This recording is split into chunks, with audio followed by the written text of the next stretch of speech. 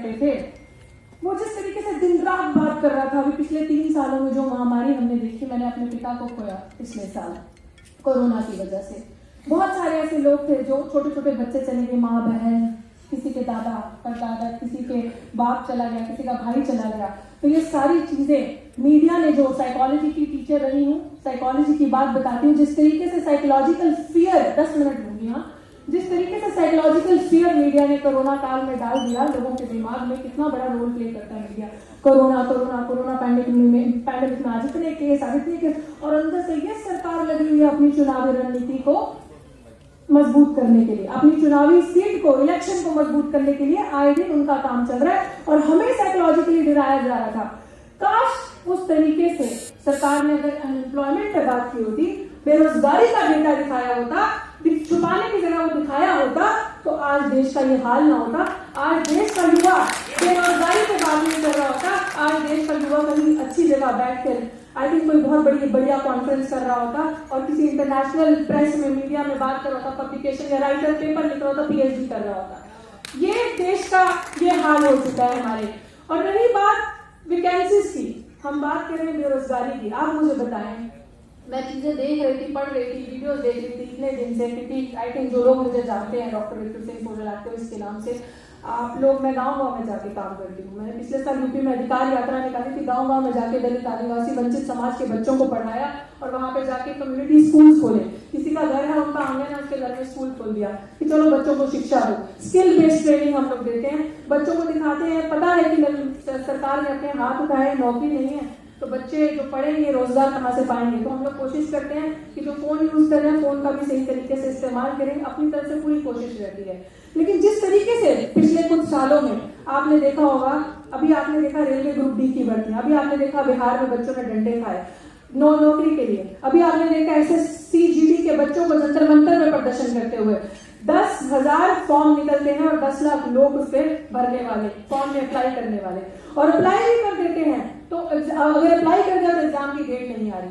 और SSC GD के बच्चों का क्या था, ज्वाइनिंग रिजल्ट भी आ गया, ज्वाइनिंग नहीं हुई। और ये एक नहीं है नमूना, दिल्ली विश्वविद्यालय में चले जाइए सर, आप इत्तेफाक रखेंगे, रितेश सर बात में कीजिएगा, आप इत्तेफाक रखेंगे मेरे से कि दिल्ली विश्वविद्यालय में पिछले 10 या 11 साल से टीचर एडहॉक पे पढ़ा रहे हैं और अभी तक कोई सोल्यूशन नहीं है, कहीं कभी कोई परमानेंट वैकेंसीज नहीं निकल रही।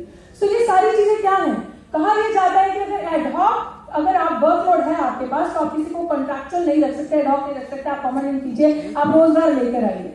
लेकिन नहीं करते, आपकी मंशा सही नहीं, क्योंकि आपको पता है कि जैसे सर ने भी कहा कि पूंजीवादियों का प्रेशर है आपके सर पे, क्योंकि वो नीतियां लेके आएंगे जिस तरीके से पिछले बार आपने किसानों को परेशान किया। आपने वो प्राइवेट प्लेयर्स को अंदर लाके उनके प्रेशर से, जो उनकी नीतियां थे उनके फायदे के लिए था, आप उनकी बातें सोचते हैं, उनके लिए काम करते हैं। तो रही बात, ठीक है, मैसेज आ गया, काइंडली कंक्लूड, फटाफट से बोलती हूँ।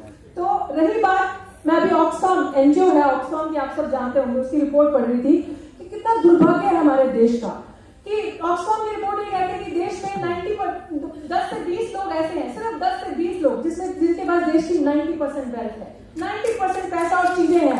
आप सोचिए, और उनकी पिछले 3 सालों में, जहां पे आपने पैदल चलते कोरोना काल में लोगों को घर जाते देखा होगा, कुछ लोगों ने रास्ते में दम तोड़ा होगा, और उन 10 से 20 लोगों की 3 सालों में वेल्थ डबल होगी। कैसे? क्या सरकार इसका हमें देगी, जवाब देगी? किसी की जवाबदेही है? किसी की जवाबदेही नहीं है। बहुत अच्छे तरीके से रोजगार से हटाकर अनएम्प्लॉयमेंट पे बात नहीं करेंगे। काश जिस तरीके से कश्मीर फाइल्स पे हर गोदी मीडिया या मीडिया देश के कोने कोने में चिल्ला के प्रचार हो रहा है कश्मीर फाइल्स का, काश इस तरीके से अनएम्प्लॉयमेंट पे प्रचार होता, एम्प्लॉयमेंट पे बात होती, अनएम्प्लॉयमेंट का डेटा दिखाया जाता, तो आज कोई भी युवा बेरोजगार नहीं होता और हम इस तरीके से ये चर्चा नहीं कर रहे थे। ये सरकार की विफलता है।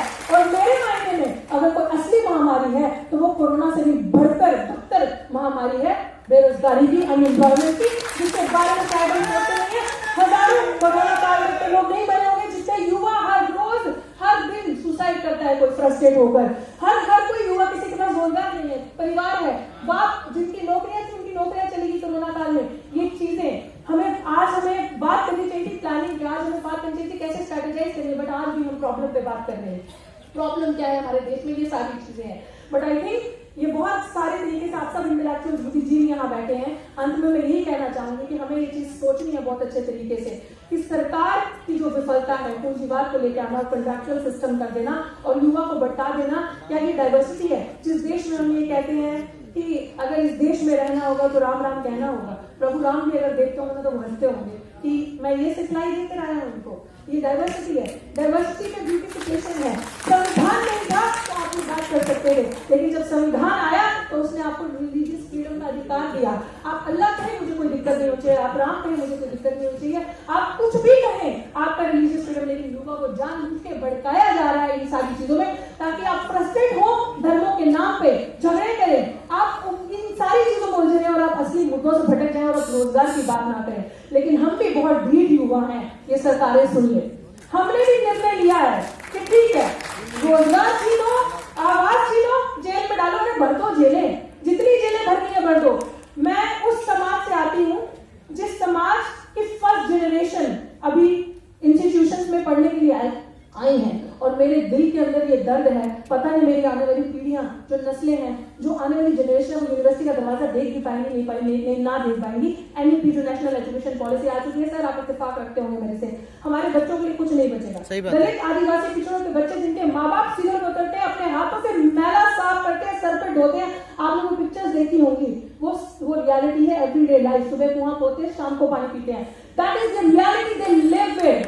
एंड मुझे ऐसा लगता है कि वो बच्चों को जान के भड़काया जाता है ताकि वो बच्चे अपनी आवाज ना उठा पाए, वो बच्चे उलझे रहे, वो बच्चे धार्मिक विवादों में फंसे रहे और लड़ाई करें। कभी उन्हें नक्सली कह दो, कभी उन्हें एंटी नेशनल कह दो और जेलें भर दो, लेकिन वो हम होने नहीं देंगे, क्योंकि अभी जो आपकी जेल का डर है, गुंडागर्दी का डर है, ये हमारे दिल से खत्म हो चुका है। और मैं देश की बात फाउंडेशन को बहुत शुक्रिया अदा करती हूँ। युवा, ये गुलशन हो गए एंड पंकज जी हो गए, और आपका नाम मुझे याद नहीं आ रहा, तो आप सबका बहुत शुक्रिया अदा करती हूँ मुझे ये मंच पे बुलाने के लिए। बहुत कुछ कहना था, मैं तो 2 घंटे नॉन स्टॉप बोल सकती हूँ, मेरी वीडियोस देख लीजिएगा, बट संक्षेप में बात करनी है, बट सोल्यूशन की बात करेंगे।